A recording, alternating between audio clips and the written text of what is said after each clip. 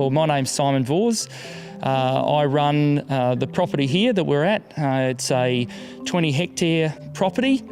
We are about 15 kilometres from the Victorian border on the Murray River. The property here is a difficult one for growing fruit on because we're actually on a split level, so we probably have a height differential of about 20 metres. Being a split level property means we have quite a variation of soil types, from clay up in the front corner to essentially beach sand down by the river. We have very hot summers and very, very cold winters.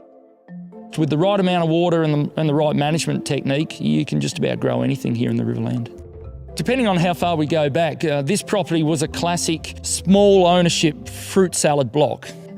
We had oranges, we had lemons, apricots, plums, but our decision came early on to actually plant almonds here. Long-term strategy, probably 18 years ago, to put the almonds in.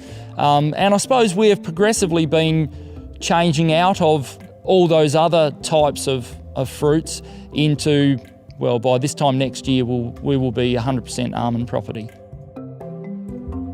The change out of the citrus was probably the most traumatic decision that we had to make. There was a huge number of factors that influenced that decision. When you look at the economics in our industry, it can be a case of whether your product will sell or not. And that was a critical element for us in citrus. We made a bold decision. But when you look at the economics of that rationale, sometimes it was a case of just being able to sell your product. At the time, the high-end product, you know, the best of it, the A-class fruit, well, that went exported to the United States and to Japan, and then secondary fruit was sold domestically, and then your third-grade fruit, there was a thriving juice market for citrus juice. Well, that market dried up, so therefore up to 40% suddenly had no home and was being dumped. When your industry is in a bit of a trough like citrus was, back when the decision was made, you either hang in there tough through the tough times, or you make a bold decision and make a change. So when we plant the almonds, you're looking at about year 6 before they become profitable in their own right. Horticulture and almond trees especially being a big permanent planting, 6 years even for us is you know, that's the short timeline. We're looking at a 30-year lifespan for these trees. From a labour point of view, generally throughout the year, I'm able to do the bulk of the work. So maintaining the irrigation, keeping the trees nice and wet, fertilising, orchard hygiene, so keeping the place weed-free. There are times of the year though where I'll get a contractor in to prune the trees, so prune the sides down so we can get the machinery down the rows. And of course at harvest time we use a contract company to harvest the almonds. At about the time of harvest, we have about anywhere between 15 and 20% of the nuts have already fallen onto the ground. Now, in any other industry, you would panic at the sight of your fruit and nuts on the ground, but in the almond industry, when we get to harvest, the first machine that comes in is the shaker. It has a pair of clamps that go around each tree and shakes the nuts off of them. It's quite an amazing sight to see.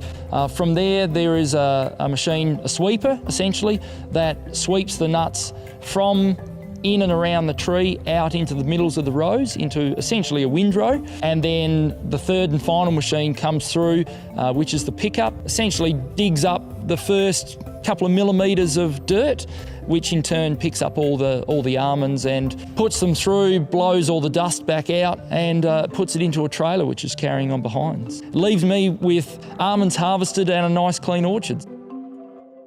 So once our almonds have been harvested, they then travel a very short distance. The almond huller and sheller, owned by Almond Co, is only about 3 kilometres down the road from us here.